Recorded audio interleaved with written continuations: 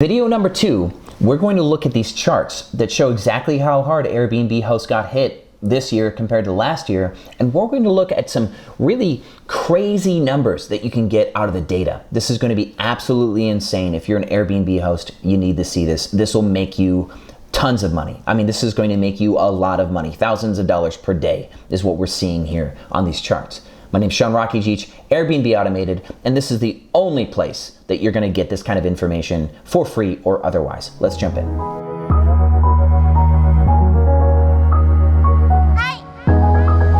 Well, welcome back, Airbnb family. This is going to be a fun video. Last video, we talked about the data points that I pulled. I pulled nearly 1 million data points on the Airbnb platform to take a look at how hard we got hit last month. And it was bad. We all got crushed. And I mean, we're all sitting here like, what do we do, right? And so for all of you, I hope that you've been hanging in there. I hope that you've been using the advice on this channel and you, of course, practicing effective revenue management and, leaning up your cost structure. And of course, I'm gonna leave links in the description to other videos that can help you stay in business in this coronavirus season. But if you have not yet been made a believer on revenue management, not even just my pricing strategy system, but revenue management as a whole, you need to see this video. So let me pull up these charts for you here. Let me just recap some real quick stuff. Last year, there was travel. Weekends had spikes. There's spikes in average nightly rate. Then there's spikes in occupancy. And then weekdays were kind of like normal. This year, there is no weekend travel. People are not traveling for leisure. There is no want in the travel. There's only need. The reason why travel looks the same day to day is because people are traveling for reasons of need. They're like, I have to be here, so I'm looking for a cheap place to stay. There's not people like, hey, let's go to the Mavericks game right now. Hey, Kesha's playing at the American Airlines Center. This is not happening right now. So what's important to understand here is that since everything is upside down, making decisions based on habit or based on hunch doesn't really work out. You need to make your decisions based on data. Now, we have enough back data to really start making some good decisions on what we know. Because last month, a lot of what we were doing to try to fight this coronavirus situation and keep our Airbnb businesses afloat was based on what we think would happen. Educated guesses, predictions based on what we know about our business model. Now, let's look at some data points here and start to really get into this because this gets pretty darn cool. In the last video, we looked at dates like March 30th. The Saturday, March 30th, 2019, we were 100% occupied. The market was 60-something% occupied. We collected 219 a night, and I think the Airbnb market as a whole collected 120. And in normal videos last year, I would brag and say, oh yeah, I'm crushing everybody. Watch all my videos, watch my pricing strategy, blah, blah, blah. Self-promotion, self-promotion. This year, the numbers are kind of flipped. Saturdays are gone. The 30th of this month was a Monday, and it's half as occupied as last year on average. We are more occupied, but at a lower nightly rate. We don't collect more than Airbnb hosts anymore. We're actually collecting a few dollars less across the board. The whole entire last month, there was rarely a time that we made as much per night as other Airbnb hosts. So when you look at that, you would say, wow, Sean, you really kind of screwed this up, didn't you? And this is normally what you would see if you only looked at that one chart. Now, I want you to look at the other chart though, the occupancy percentage. And I want us to put these together because this is the heart of revenue management. I'm collecting, say, $5 or $6 less. If we look at some of these charts where people are collecting 83 a night and I'm collecting 77, or persons are collecting 79 a night and I'm collecting 71, 72, 73 per night. Let me actually check to make sure this is correct. April 18th, my average nightly rate is 68, where everyone else's is 79%, or 79. Saturday, April 18th, my average nightly rate was $68 per night, where everyone else was collecting 79. This $11 increase is a huge increase. That is almost 20% more than I'm collecting. That's a 20% increase on collect. That's outstanding, Airbnb people. Cool, but let's flip over to the occupancy rate. This is where it really gets heavy. My occupancy percentage at $68, yeah, 68 versus 79, right? My occupancy percentage is 98%, where the rest of the market is 38%. Let's just multiply everything by 100 units, just to make the math easy. So if I'm collecting $68 a night, on 100 units, that's $6,800. The 100 units we're comparing against other hosts, 100 properties, $79 a night, that is $7,900. They've collected $1,100 more per 100 nights booked than I. But for every 38 bookings they have, I have 98 bookings. So let's finalize the math here. When we look at April 18th, we see that my net income is $6,664. Total revenue for the day on 100 doors, where the market average, $79 per night, 38%, is $3,002. Because of this, even though the market is charging 20% more than I'm making more than double of they. Let's look at other dates. For example, this section is kind of interesting. I took a weekend off. I got kind of busy. I kind of got sick of the coronavirus situation, and I lost my motivation for a little bit. This leads to the date of Sunday, March 29th. The last time I updated my prices for that weekend was the morning of Friday, March 27th. And you'll see in this chart that Friday, then Saturday, then Sunday, Monday, Tuesday drops to the lowest that we've experienced in the entire coronavirus epidemic. Because Friday night, Saturday, Sunday, Monday morning, we did not update our prices the normal way that we would update prices. I normally actively do this twice or 3 times a day. Even with me having only set my prices for the week on Friday, because I lower for a week and a half out, and then 72 hours out, I get really, really aggressive. Even with that, the residual effects of my Sunday, which I was not actively managing, Sunday, March 29th, we were collecting $75 a night where the market was collecting $84. We were 52% occupied where the market was 33% occupied. Now this was us not updating our prices since Friday. So when you look at the final numbers for these prices, because of course we're collecting $9 less than everybody else, we collected $3,900 for the day on 100 properties, where the rest of the market collected $2,772 for 100 properties. So even only pricing a couple times a week since Friday, Sunday, still beat the market. And the reason why this will happen is because even though we're lowering our rates really deep last minute, so Friday I lowered my rates to some crazy low numbers. We're talking $25, $35 per night plus cleaning fee. People are booking for multiple days. And so since, the nightly rates that I have set is, I've pretty much kept everything at $70, $75 a night.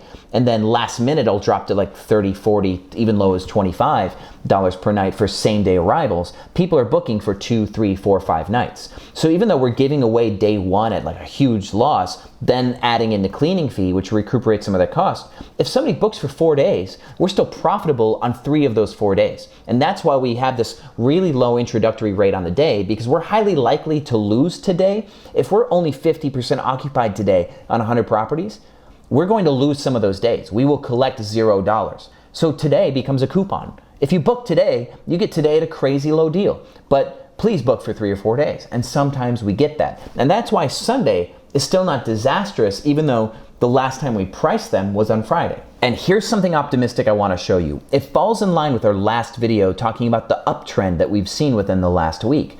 We tried to only talk about the greater Airbnb community last video, and I would like to try to keep it kind of like that too, because I don't mean this to be self-promotion. I've already told you all about my pricing strategy multiple times. But my point is, if you have a revenue management strategy and you're an active Airbnb host that is doing what it takes to get full, you should see results better than market average. We had probably our worst few days, April 12th, 13th, and 14th.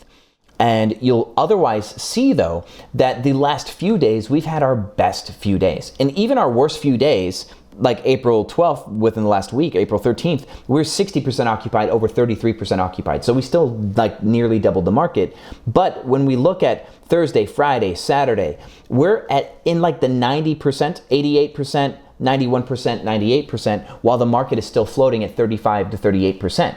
So what we're seeing is the market is coming up.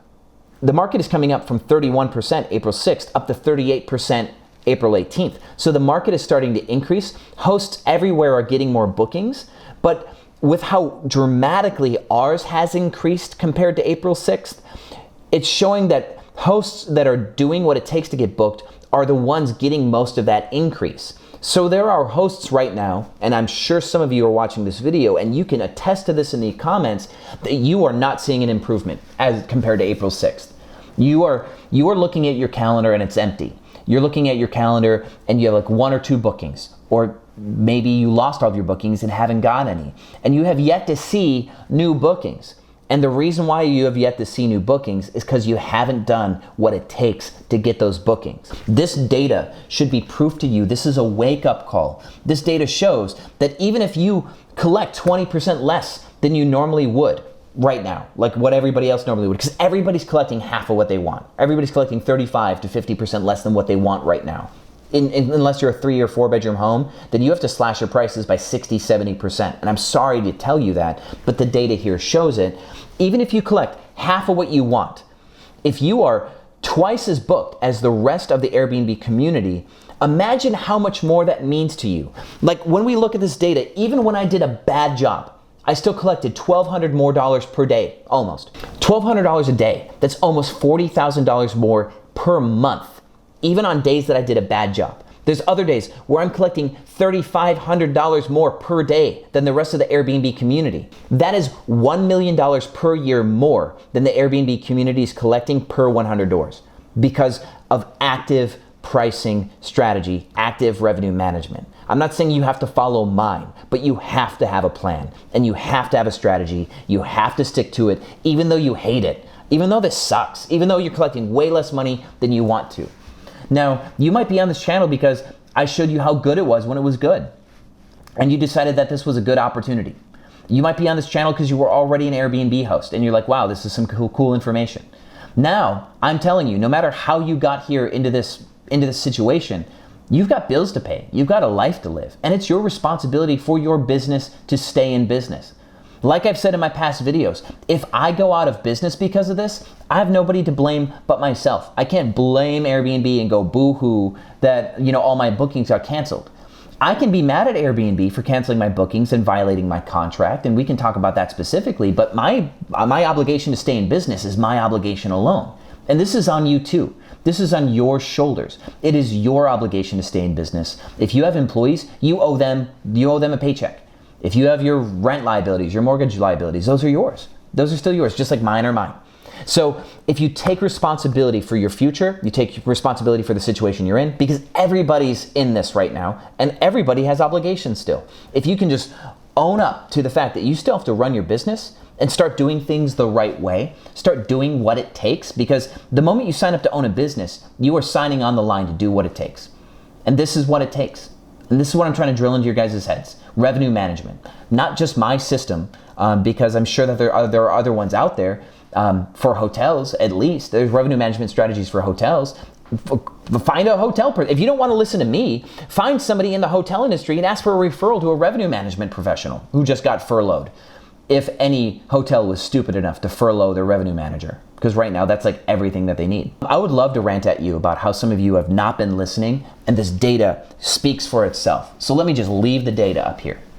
Let me just leave you some charts. Go back, watch videos on revenue management, watch videos on running an Airbnb business as a business. I wish you all well. I want you to fight to survive. I want to see you on the other end of this, because I truly believe in a few months, as the economy bounces back, Airbnb, specifically rental arbitrage, is going to be awesome. As soon as we get through this, it's going to be awesome, because like I said in one video, it's about the market being priced to perfection. And if the market is perfect, it's hard to negotiate a good deal with a landlord if everybody knows what they should be charging. But in a few months, when everybody's dizzy, you can get a landlord who will give you a special deal, even more so than the deals that I've gotten in the last 6 months or 2 years. Seriously, I really do believe that. And that's why I'm here talking about it. I'm always going to give you honest. I'm always going to give you transparent. It's going to hit the fan and it's going to suck, and I'll show you. Like, it sucks right here. And I mean, I'm honest about some of these days where I just did a bad job and I got kind of pseudo-depressed or unmotivated, because it sucks for everybody. It's okay. You don't have to be perfect. You can be human, and you're still going to get through this as long as you do what it takes. So if you're sad about your business, be sad, but do your job. Still do your job. You have people who depend on you. They need you. So stay strong. Thank you for watching Airbnb Automated. I'm rooting for you guys, and I'll see you on the other side.